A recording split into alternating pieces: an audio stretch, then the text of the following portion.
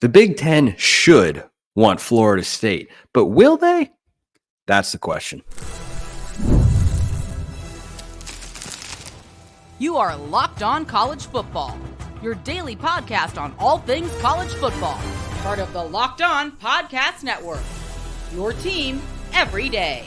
Welcome, everybody, to another episode of Locked On College Football. I'm your host, Spencer McLaughlin. Thank you so much for making this your first listen or your first view every day. Part of the Locked On Podcast Network, your team every day. This is your daily source to stay up to date with the biggest stories in the greatest sport on planet Earth every day. Realignment, transfer portal, coaching carousel, all that and more. We've got you covered. Today's episode is brought to you by FanDuel. Make every moment more. New customers join today and you'll get $150 in bonus bets if your first bet of $5 or more wins. Visit FanDuel.com/lockedon to get yourself started. Something that I'm going to go on an absolute heater of a rant coming up later in the show. And perhaps the number one quarterback in the 2025 cycle has set 5 visits that you should definitely know about. But we start with Florida State because this is absolutely the biggest story in college sports.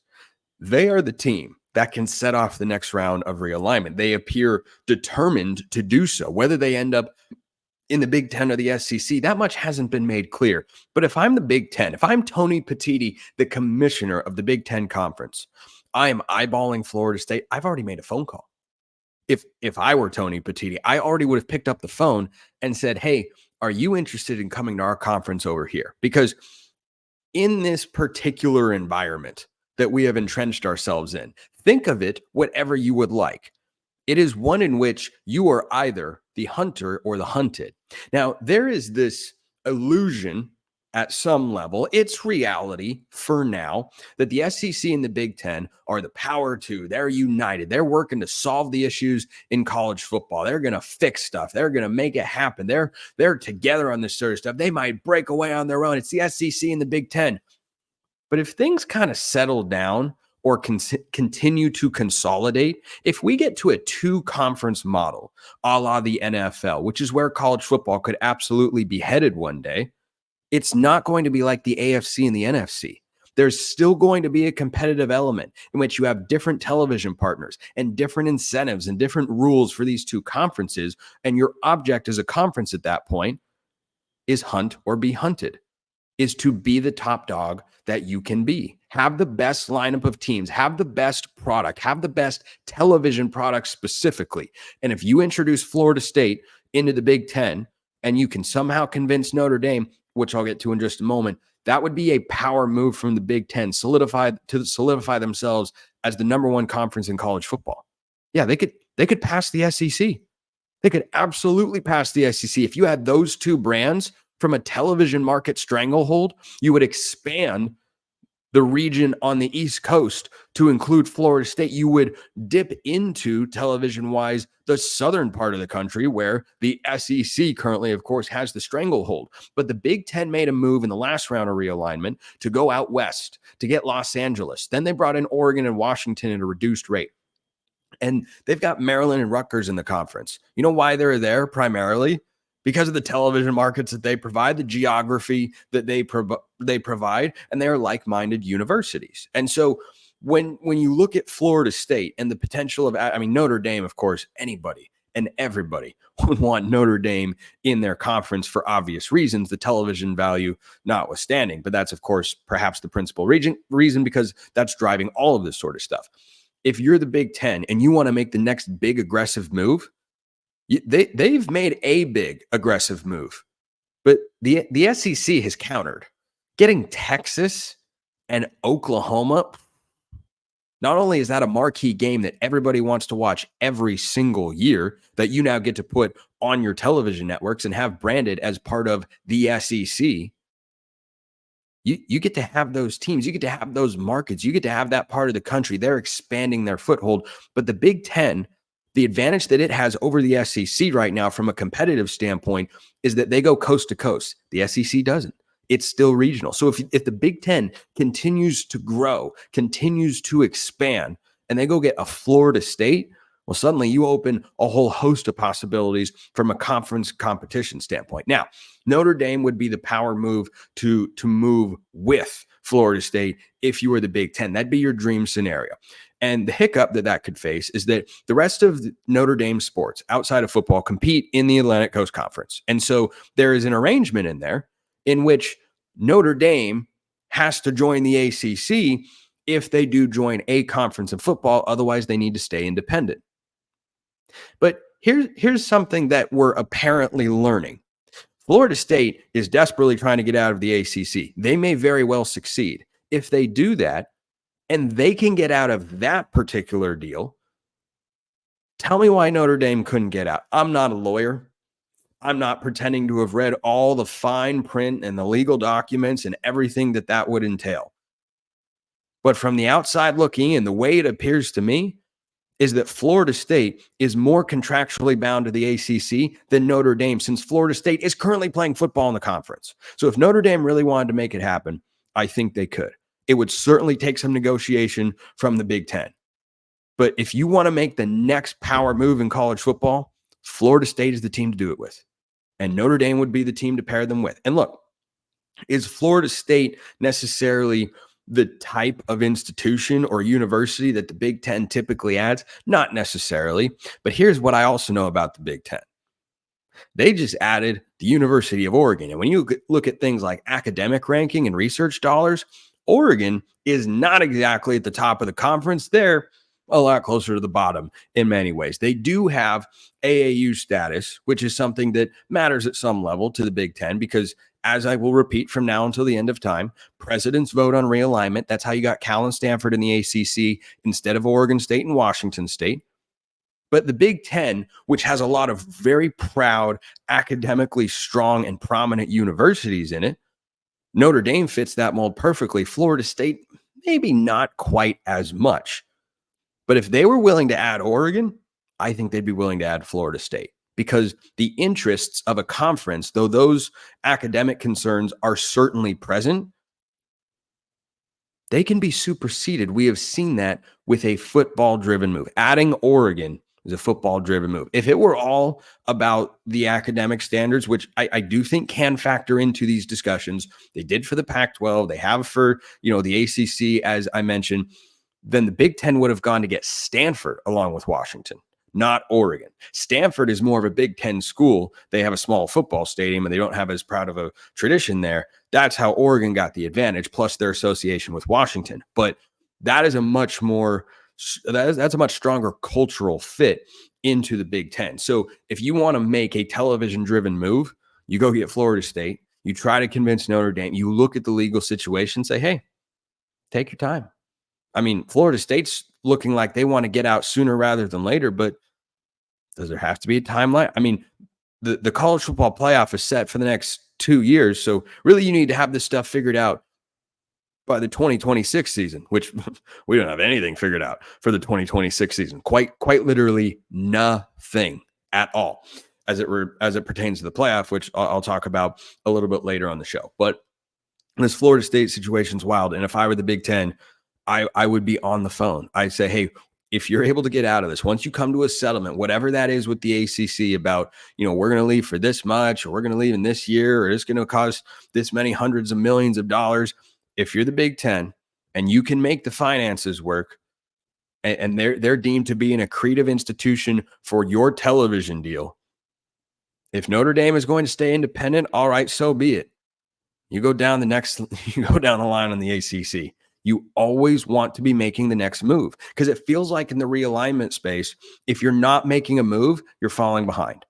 If you don't have a plan, if you're not adding, then you're losing momentum, and schools get very impatient. You look at what happened in the Pac-12. Colorado left before anybody else, including Oregon and Washington. They just got impatient. They were tired of waiting. And you will have that happen. And if Florida State is able to negotiate their way out of the ACC, I have a hard time seeing they'll be the only school that moves. If it were Florida State and Notre Dame and they went to the Big Ten, which Florida State would absolutely take, by the way, I don't think Florida State has a huge preference. They just want to be at the big boys table. They want to be in the Power 2. That's where Florida State's concerns lie, at least in my 30-foot view, because they have not expressed a strong interest. They might be a better fit in the SEC. Talked about that with Brian Smith of Locked On Seminoles on yesterday's show.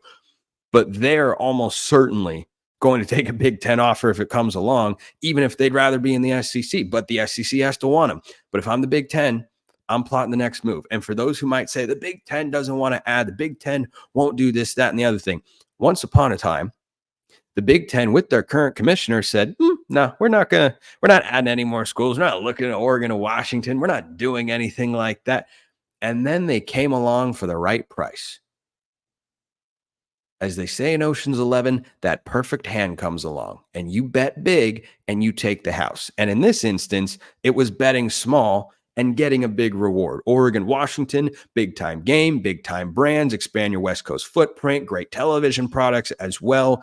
And you get them at half price compared to the rest of the conference and don't have to pay them a full media rights share for 6 or 7 years. And so would Florida State come in for that? I don't know. Probably not, because one of the reasons they want to get out of the ACC is they don't want to fall behind financially. That's the appeal of the SEC and the Big Ten fundamentally to Florida State, because as I've talked about before, the football aspect doesn't make any sense.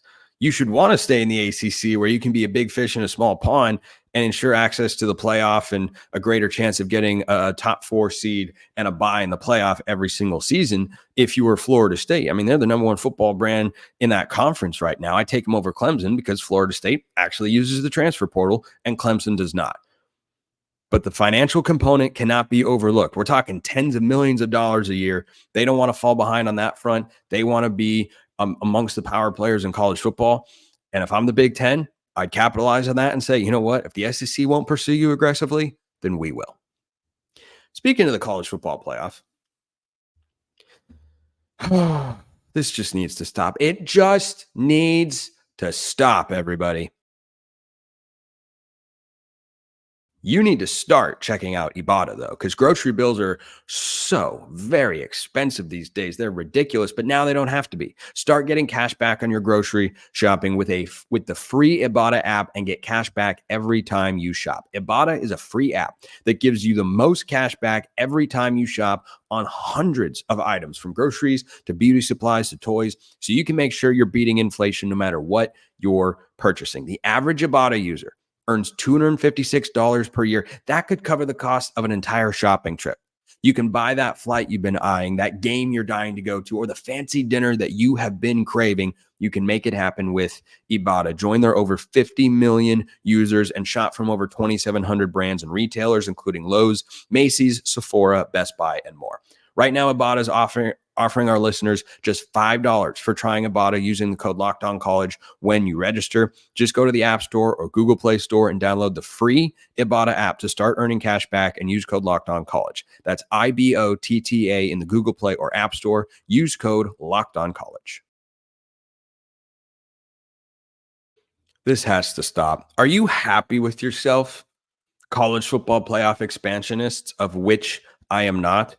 I would go back to the BCS before I signed off on a 12-team college football playoff.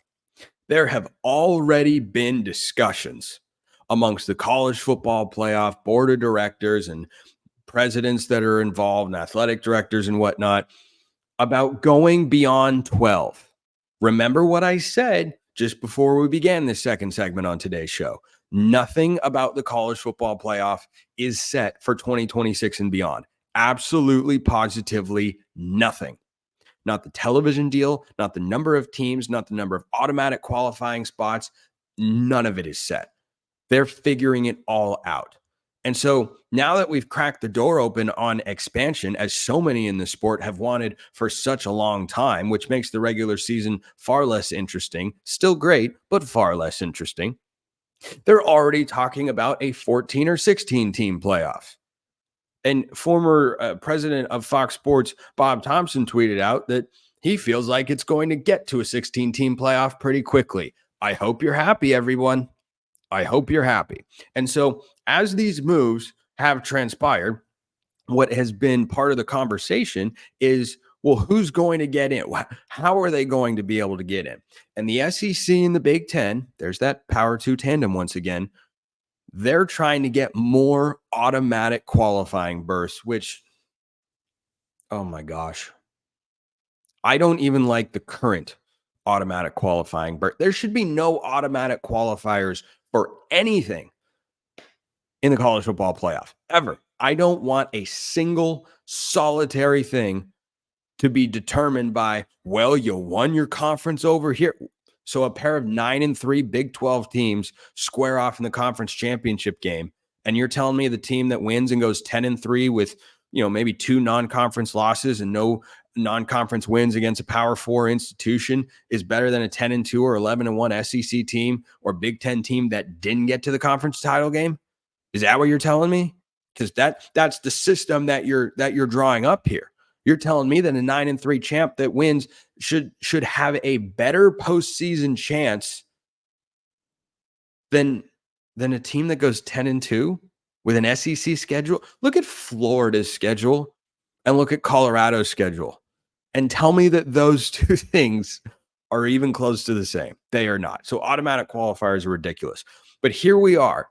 Before the 12-team playoff has even begun, they are talking about the possibility of more. And I am just getting more and more ensconced, infuriated, and livid at this sport, which I love so very dearly. None of this comes from a place of being anti-establishment or just something to yell about in February or anything like that.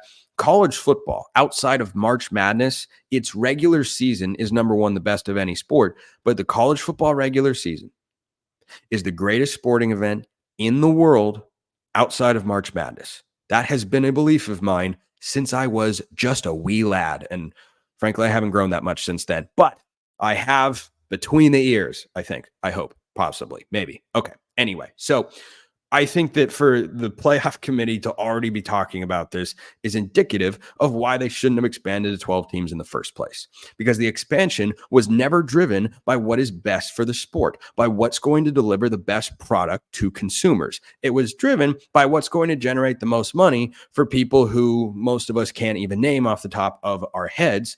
And most of the money goes to places that we're never going to see as individuals. And so I am assessing this from a standpoint of what makes for a better college football product.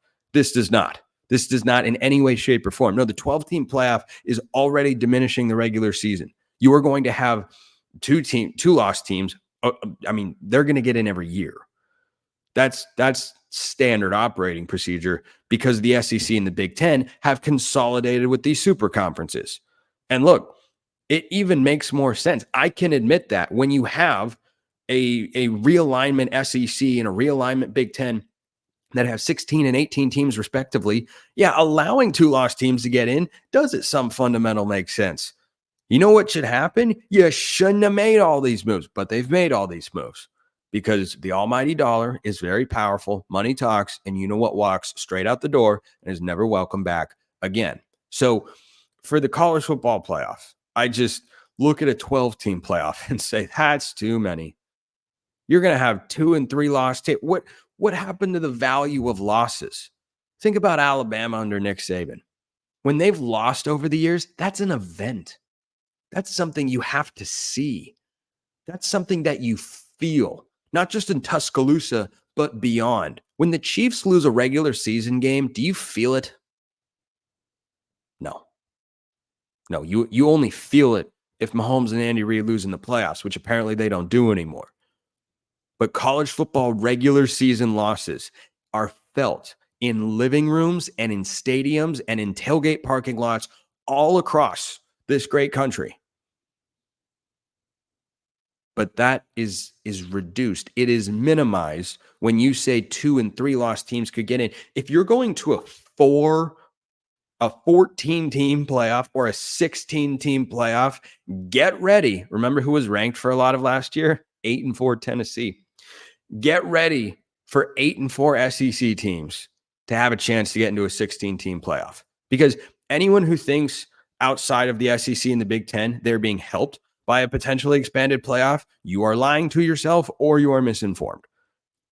Because in no way, whether you have more automatic qualifiers in the SEC and Big Ten or whether you don't, those expanded spots go anywhere else. Because when you've consolidated the sport like this and you have made it such a messy proposition, the way that this wonderful, beautiful, majestically great sport has managed to do, because people who are running it don't actually care about the sport itself and the products on the field for the people who are actually, paying the bills to keep the lights on, and that's the fans. This is the situation you find yourself in which you are taking something that has made the sport unique and great and special and wonderful, and you are draining its value. You are draining its value. And if you're in the ACC, or if you're in the Big 12, a potential further expansion of the playoff only gets us closer to the Big 2 conferences breaking away from everyone altogether. I said earlier on the show, if I were the Big 10, I would go out and get Florida State, and I'd try to get Notre Dame. You know why? Because that's what's going to make you the most money. That's what's going to make you an even bigger power broker in the sport. But the possibility of those two conferences breaking away, that inches closer when you expand, because if they're dominating the playoff, you're getting a G5, an ACC, and a Big 12 champion in there, and then you've got 13 Big 10 SEC teams. What does that generate? A feeling of, we don't actually need you here. What are you doing here? You're not on the same level. It's not good. It's not good. 12 is already too many. Enough already with all this expansion. Recruiting's a 24/7, 365 endeavor, folks. And if you want Julian Lewis, maybe the number one quarterback in the 2025 cycle, you better start recruiting him now, and you better start recruiting him hard, because he's got a visit list coming up. Yeah, they got some heavy hitters on that particular lineup of teams. First, though, today's episode of Locked On College Football is brought to you by FanDuel. Get buckets with your first bet on FanDuel, America's #1 sportsbook. Right now, new customers get $150 in bonus bets with any winning $5 bet. That's $150 if your bet wins. It's that simple. Just go pick any money line game that you think is going to go in a particular direction in the NBA. Pick against the Pistons, for instance, or the Spurs. They're not very good. The Blazers, not very good. Bet against them, $5. It hits, boom. $150 in bonus bets. You can bet on all your favorite NBA players and everything college football related to, and teams with quick bets, live same game parlays, exclusive props, and more. Just visit FanDuel.com/locked-on. FanDuel.com/locked-on to shoot your shot. That's FanDuel.com/locked-on. FanDuel, official sportsbook partner of the NBA. Brian Smith, our Locked On Recruiting Insider here at the network, joining me here on Locked On College Football, brought to you by LinkedIn Jobs. Post your job for free at LinkedIn.com/LockedOnCollege. Julian Lewis, a guy that has reclassified from the 2026 cycle, might still be the top quarterback in the 2025 class, just dropped his visit dates. And Brian, it's about as loaded as it gets in a lot of high-profile schools and coaches as he looks to take his collegiate visits. Yeah, this is a pretty interesting deal because he's been committed to SC for a while. Obviously, the passing game with that particular offense is pretty good, and Julian's as accurate as you're going to find. I was talking to somebody the other day. He might be one of the top 3 quarterbacks the high school I've ever seen, just putting the ball where it needs to go. So it obviously fits Lincoln and all the things they do. But he's got visits coming up here with some other schools: Alabama on the 8th of March, Georgia on the 14th of March, 16th of March is Auburn, Colorado on the 22nd, and then back out to SC on the 30th. So pretty wide-ranging list, depending on how you want to look at it. And his recruitment is going to go all the way to signing day, I'm sure. Yeah, I mean, he's just one of those guys where you're going to get a major push from every staff, and no one's going to kind of, half-ass this thing. They're not going to say, if he comes here, great. If not, like, this is a recruitment that you have to put on the full court press from the jump, and you've got some heavy hitters here, both with their recruiting brands and the head coaches going after Lewis. Yeah, Kirby Smart, I've been told, is not going to take another quarterback until he knows what Julian wants to do, which makes me wonder, well, maybe Kirby knows more about his timeline than I do. I would hope so. But at the same time, Georgia, Tennessee, Alabama, Florida, there's plenty of quarterbacks down here that UGA would normally take. But the number one kid is an hour and a half from your campus. I get it. And it probably sticks in his craw that a West Coast school currently has him committed.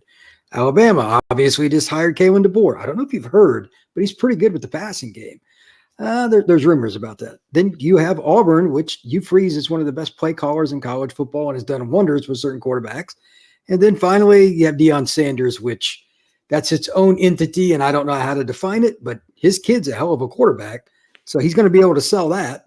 And at the end of the day, I'm sure there's always a wild card out there. So we'll see if somebody else can get involved too. When I look at the lineup of teams that are after him, it's definitely a group of schools that, as you mentioned, has got a really good recent track record with quarterbacks. Kalen DeBoer going back to Indiana with Michael Penix, Jake Haener, Fresno State, Penix again up at Washington, Lincoln Riley. Oh, we don't need to say anything there. He's the quarterback whisperer in college football. #1 draft picks and Heisman Trophy winners and contenders are just kind of what he generates at that position every year. Deion Sanders has got his son there right now, who's really talented, but he's going to be gone. So if Lewis is looking for a place where he can come in and start right away, I think you could perhaps argue the place where he would face the least amount of competition would be Colorado, because they're the team of this bunch, probably along with Auburn, the least set at quarterback going forward in the recruiting class that he has since reclassified to. Do you think that factors into his recruitment at all?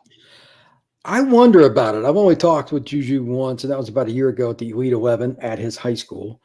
And he's a really subdued kid, but like they just don't let him talk to media anymore. So I don't know for sure, but the sense that I get, and from talking to people like Chad Simmons and stuff that are closer to his recruitment, he doesn't fear anything. So I'm not sure depth chart's really that big a deal to him, which is a good sign. And it's one of the reasons I personally like him higher than maybe somebody else might. If you're afraid of competition, you're not a top 10 recruit. That's just kind of my own personal perspective, but nothing really bothers him. It gets kind of like water off a duck's back. He just keeps going no matter what happens. Not saying he doesn't like the opportunity, but look at UGA. Their quarterback position will be open after next year too. So there's a lot of ways you can look at it. Miller Moss has 1 or 2 years left. I mean, after that, he would be the guy at USC. So they're all interesting at least, but Juju's just going to do what he wants to do, in my opinion. You talk about him in glowing terms, and a lot of other people do as well. He's a 5-star quarterback for a reason. But what do you see from him when you watch him play, and what you see from him on film? Why does he stand out as one of maybe the top quarterbacks in the 2025 class? I've seen him live 3 times, and I've watched a ton of his film, and there's one thing that is very consistent, and that's his ability to keep his feet where they need to be every freaking rep. It's the same consistency with the balance, and that keeps the ball going where it should. He puts the ball out in front in a catchable position over and over again. It's like a robot, and it doesn't matter if he's got somebody in his face. As a freshman, he threw for like 550 in the 7A state title game in Georgia. So, yeah, literally. So, I mean, they're dudes, in case you didn't know, in Georgia, especially like at that level. And he still found a way to do it without a running game. Yeah, this tiny kid out there is like 5'11", trying to get away from these big guys, and he did it. If you're able to score big points in the 6, 7A level at Georgia, even as a senior, as a quarterback, you should be proud. He did it as a freshman. Then he just kept going and going and going. He's got 7,200 plus yards in his first 2 seasons of high school football in Georgia, and 96 touchdowns. It's solid. So 96. Is that total touchdowns, running and throwing the ball? Just passing. Correct. Just passing. That's a lot. That's a lot of touchdowns. What does he bring as a prospect, though? Who would you perhaps compare him to as a recent high school or college prospect going to the NFL? Very easy, Bryce Young. Bryce Young. Okay. Yeah, it's straight up. Is it that playmaking ability with him that makes him such, an appealing quarterback, and the accuracy with which he delivers the football? Because when I think Bryce Young, that's what I think of, is instinctual playmaker and accurate thrower of the football with good timing. I would say that's very accurate, and even their demeanors are the same. I met Bryce in LA a couple of years ago, and I asked him to give me a Nick Saban story, and he's pretty cerebral, kind of laid back. It's like Juju just takes after him. It's like the exact same thing. He thinks everything through, comes up with an answer, and gives out a computer kind of answer that answers everything in all in one sentence. He's just very, very calculated with whatever he does. And that's probably one of the reasons Bryce was so good. I mean, he gets the SEC competition. 20, they were good, and they won the title. The first 2 times that he had a chance to be the guy, they weren't as good, didn't have as many players, but he still made up for it. In such like that Texas game, Juju can kind of do those things too. So I think he'll make a team better, even if he doesn't go to Georgia. If he went to Colorado, they would be a 4-win team, and they'd jump up to 8. Like, he can win you games in those close situations that Colorado always seems to come a little short. He'd find a way to make it. A 3rd and 8 play is no big deal to him. 4th and 1, if he has to run, he'll make it. Whatever it is, he'll figure it out. USC, Auburn, Alabama, Georgia, Colorado. Who do you feel like has the lead? USC is where he's verbally committed to, is what you said earlier, but does it feel like something that the Trojans are capable of losing to one of these other schools? Like how set do you feel like he is on the Trojans? I don't think he's set anywhere, but right now, if I had to pick, I'd say woof woof. It's dogs. Like they're trending pretty hard. And how often does Kirby really lose the kid that he wants? I mean, like in-state kid, it's maybe every 2 or 3 years. Like this would be a hard one to take too. I get it, but it's a quarterback as well. Like he's all in. He's went to visit him several times. They have a close relationship, and it's just closer. So the other part is they just took 6 offensive linemen in their last class, one of the greatest offensive line classes I've ever seen. I'm sure his father has discussed that with his son. So I would like that if I was Juju. Just saying. It turns out having good weapons, which you'll probably have at Georgia, and a great offensive line also tend to help quarterbacks. Usually we talk about that in the context of the NFL, but Georgia being the NFL talent machine that it is, I think it's fairly comparable anyway there. So that's where things stand for now with Julian Lewis, 5-star quarterback in the 2025 cycle. Brian Smith, our Locked On Recruiting Insider, brought to you by LinkedIn Jobs. Brian, thanks so much. Thank you very much, sir. Appreciate everyone listening. I'll see you next time, whenever and wherever that may be. And until then, hope you have a wonderful rest of your day.